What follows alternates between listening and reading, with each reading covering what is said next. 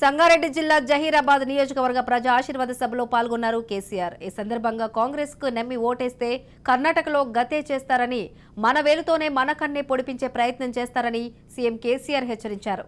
అక్కడ 5 గంటల కరెంటు ఇస్తున్నారని, తెలంగాణలోనూ అదే పరిస్థితిని తీసుకువస్తారని అన్నారు. మాణిక్రావును మరోసారి ఎమ్మెల్యేగా భారీ మెజారిటీతో గెలిపించాలని ప్రజలకు పిలుపునిచ్చారు.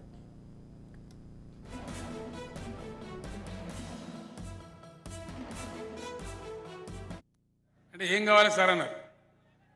ఏం కావాలంటే నేను ఒకటే చెప్పిన, సమాజంలో అనుకోకుండా కొంతమంది దెబ్బతింటారు. ఇట్లా ఎవరైతే సమాజంలో విధివంచితులైతారో వాళ్ళని తప్పకుండా కాపాడాల్సిన బాధ్యత, ఆదుకోవాల్సిన బాధ్యత ప్రభుత్వం మీదనే ఉంటుంది. మరి 200 రూపాయలు ఇస్తే దేనికి సరిపోతుంది అంటే మీరు ఏం కావాలని కోరుతున్నారంటే నేను చెప్పిన, కనీసం మనం ఎవరికైతే పెన్షన్ ఇస్తామో వాళ్ళు 2 పూటల బిర్యానీ తినకుండా మంచిదే, కానీ పప్పో పులుసో తిని వాళ్ళజాల వాళ్ళు ఎవరికి మోతాదు లేకుండా ఉండాలి అని చెప్పి లెక్కలు తీసిన వాళ్ళు. లెక్కలు తీసి ఏం చెప్పారంటే 600 రూపాయలకు సరిపోతుంది సార్ అన్నారు. 600 కూడా సరిపోతాయి, ఈ పేదవాళ్ళ దగ్గర ఎందుకు వసరాలే, ఒక 1000 రూపాయలు పెట్టమన్నాం. 1000 రూపాయలు పెట్టినారు. రెండవ టర్మ్ వచ్చేటప్పటికి రాష్ట్ర సంపద పెరిగింది, దాన్ని 2000 రూపాయలు చేసుకున్నాం. మొన్న మేము హైదరాబాద్లో ప్రకటించినాం, ఈ ఎన్నికల తర్వాత ఆ 2000 పెన్షన్ను ఖచ్చితంగా 5000 రూపాయలకు పెంచబోతా ఉన్నాం.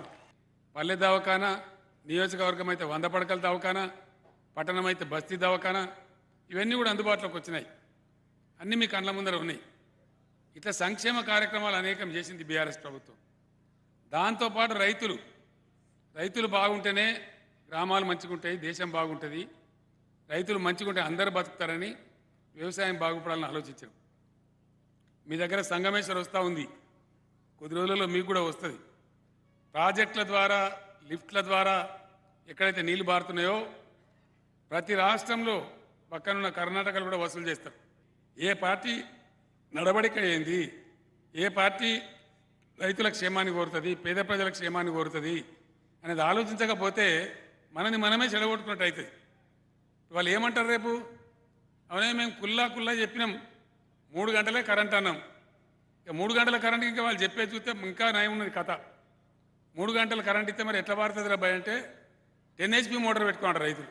ఇప్పుడు ఈయన మీ పక్కకే మీ బార్డర్లో కర్ణాటక ఉన్నది. కర్ణాటకలో గతి ఏమైంది, ఇప్పుడు కాంగ్రెస్ కోటెత్తే 5 గంటల కరెంట్ ఇస్తుంది. అక్కడ శివకుమార్ అని ఒక ఆయన ఉన్నాడు, ఆయన అక్కడ ఉప ముఖ్యమంత్రి. ఆయన వచ్చి ఇక్కడ చెప్తుండు సభల, రంగారెడ్డి జిల్లాలో, కేసీఆర్ నీకు తెలుసా, నువ్వు కావాలంటే వచ్చి చూడు, మేము రోజుకి 5 గంటల కరెంట్ ఇస్తున్నాం అన్నాడు. నేను చెప్పిన, సన్నాసి మేము 24 గంటల కరెంట్ ఇస్తాం నాయన